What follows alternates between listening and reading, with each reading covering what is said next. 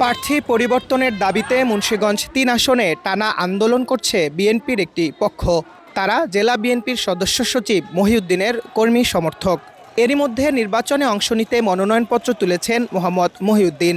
মুন্সিগঞ্জের সাংগঠনিক ইউনিট রয়েছে 78টি, তার মধ্যে 74 জন সাংগঠনিক লিডার আমাদের মহিউদ্দিন ভাইয়ের পক্ষে সমর্থন দিয়েছিল। তাছাড়া মুন্সিগঞ্জের ভোটের হিসাবে এই সদরে প্রায় 3.5 লক্ষ ভোটার। এই 3.5 লক্ষ ভোটারকে অবহেলা করে বা গুরুত্ব না দিয়ে শুধু 1.5 লক্ষ যে অঞ্চলে রয়েছে সেই জায়গার গুরুত্ব দিলে আসলে আমাদের এই অঞ্চলে বিএনপির রাজনীতির জন্য একটি অশনি সংকেত। হাইকমান্ড থেকে বলাই হয়েছিল যে জনগণ যার পাশে আমরা তাকেই মনোনয়ন দেব, জনপ্রিয়তা যেখানে আমরা তাকেই মনোনয়ন দেব, কিন্তু আজকে তার উল্টোটা।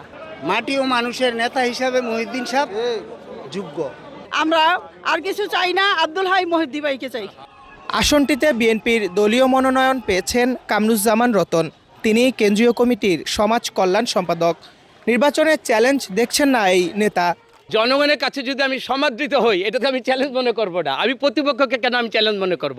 আমি ভোটারদের সমাদর, ভোটারদের কাছে যদি আস্থা বিশ্বাস আমার কাছে থেকে থাকে, আমি অন্যকে কখনই ওইভাবে প্রতিদ্বন্দ্বী হিসাবে আমি কখনই দেখি না। অন্তত মিনিমাম আমি মনে করি যে 75% ভোট হলে আমাদের বিএনপি পক্ষে যাবে। চেয়ারম্যান সাহেব যাকে প্রার্থী মনোনয়ন দিয়েছেন তাকে যোগ্য মনে করেছেন বিদেহী তাকে মনোনয়ন দিয়েছেন, এবং আমরা আশা ব্যক্ত করছি যত প্রতিকূলতা থাক সর্বশেষে সবাই ধানের শীষ এক, সেইভাবে আমরা ভোট সম্পন্ন করতে পারবো বলে আমরা আশা ব্যক্ত করছি।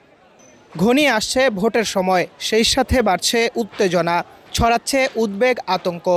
নির্বাচনী পরিবেশ স্বাভাবিক রাখতে কাজ করছে স্থানীয় প্রশাসন, জানালেন জেলা প্রশাসক।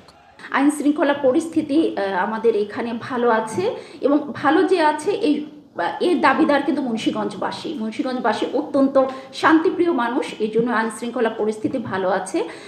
আইন শৃঙ্খলা পরিস্থিতি যারা আইন শৃঙ্খলা বিভিন্ন বাহিনী আছে আমরা তৎপর আছি। মুন্সিগঞ্জ জেলা সদর ও গজারিয়া উপজেলা নিয়ে গঠিত জেলার গুরুত্বপূর্ণ এই 3 নম্বর আসনটি শেষ পর্যন্ত কোন দিকে গড়ায় রাজনীতি তা দেখার অপেক্ষায় ভোটাররা। Shihab Ahmed, star news, Munshiganj.